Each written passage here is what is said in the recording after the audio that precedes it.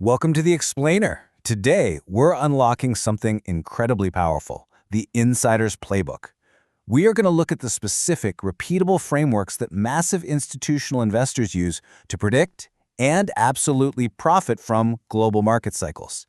If you've ever sat there wondering how the smart money always seems to know exactly when to buy and sell, well, you are in the right place. Let's dive right in and totally shatter this illusion that long-term wealth building is just based on luck or guessing. It's not. Real estate and financial markets are absolutely not random systems. They actually move in highly predictable, repeating patterns driven by hard economic fundamentals and human psychology. So mastering these patterns, that is the single greatest advantage you can have in your corner. Okay, here is the roadmap for how we're going to break this complex machine down today. 1. The hidden market pattern. 2. The 4 market phases. 3. Real estate versus stocks. 4. The forces driving the cycle. And finally 5. The institutional playbook. Starting off with Section 1, the hidden market pattern, breaking the illusion.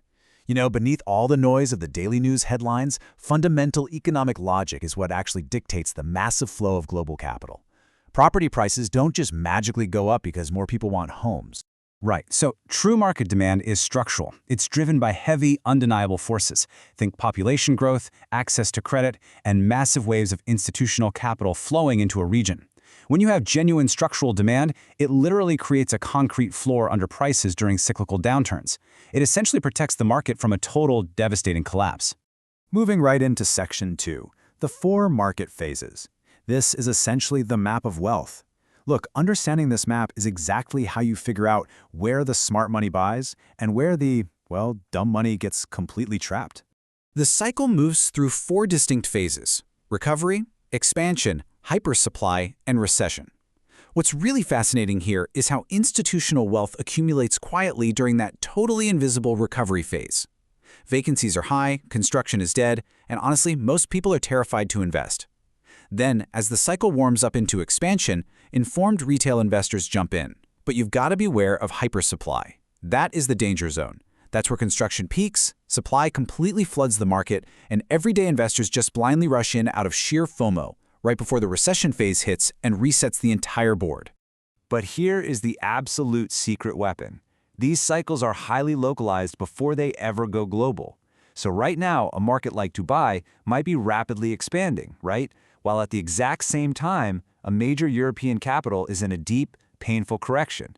By recognizing this geographic divergence, globally minded investors can completely sidestep stagnant markets. They just dynamically rotate their capital into new regions that are just entering early expansion. And that brings us to Section 3, real estate versus stocks, the speedometer. To time these geographical moves perfectly across your whole portfolio, we've got to understand the absolute speed limits of different asset classes. Think of equity markets like a high-performance sports car. Stocks are incredibly liquid, they're bought and sold in milliseconds, and they often complete a full cycle in just 3 to 5 years. Because of this blazing speed, the stock market actually acts like a crystal ball, instantly pricing in macroeconomic data. Real estate, on the other hand, moves at the pace of a heavily burdened snail. It's totally illiquid, and it takes 7 to 18 years to complete a cycle, which means the property market almost always lags behind the stock market by a solid 6 to 18 months. So naturally, this raises a huge question for us. How do we predict the next phase? I mean, if stocks give us the early warning signal for real estate, what are the actual heavy-hitting macroeconomic engines moving both of these markets at the same time? That takes us straight to Section 4, forces driving the cycle, the engine room. Because while equities and property might travel at totally different speeds, they answer to the exact same masters: interest rates, inflation, and global geopolitical shifts. Think of central bank interest rates like financial gravity. When central banks aggressively raise benchmark rates, it instantly pulls down the value of every single asset in the economy. Higher rates mean the future cash flows from a rental property or a corporation's future earnings are suddenly worth a lot less today. When rates spiked aggressively between 2022 and 2024, this heavy cost of capital pulled both real estate and global equity valuations down simultaneously. It wasn't some wild coincidence, it was literally gravity at work. Then we have inflation. Now, inflation usually gets a pretty bad rap in the headlines, but an annual rate of 2 to 4% is actually the sweet spot. Moderate inflation supports corporate revenues and acts like a shield, protecting the real underlying value of your physical property. But we really have to draw a hard line between two very different types of inflation here. Demand pull inflation is healthy. It reflects genuine muscular economic growth and broadly supports asset prices. But cost push inflation, that is a completely different beast. Driven by external supply shocks, like the global energy crisis accelerated by the war in Ukraine, cost push inflation forces central banks into those destructive rate hiking cycles we just talked about. It creates a highly toxic environment for leveraged investments. Now, beyond inflation and rates, there is a very physical driver: human movement. Tracking long-term global migration to specific hubs reveals exactly where true structural demand lives. Cities like London, Singapore, Dubai, Sydney, and the American Sunbelt have seen sustained inward migration for decades. This persistent influx acts like a massive shield. It amplifies those expansion phases and dramatically softens the blow of economic recessions in those specific areas. Okay, now that we understand the hidden gears of this whole macroeconomic machine, it's time for Section 5, the Institutional Investor Playbook.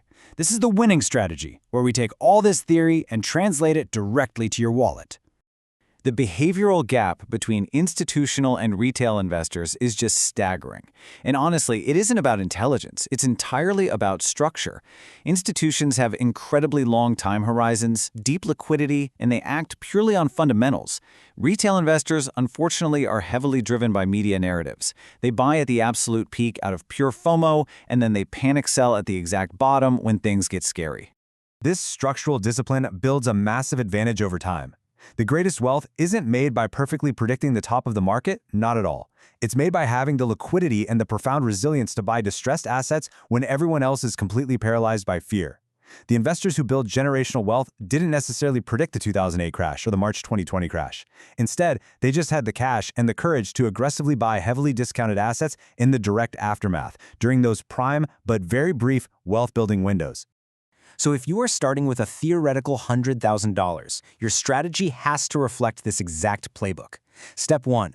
Treat a portion of your cash not as dead weight losing value to inflation, but as a loaded spring. It's strategic optionality, ready to deploy the moment a cycle corrects. Step 2. Diversify geographically so you aren't tied down to the fate of one single local economy.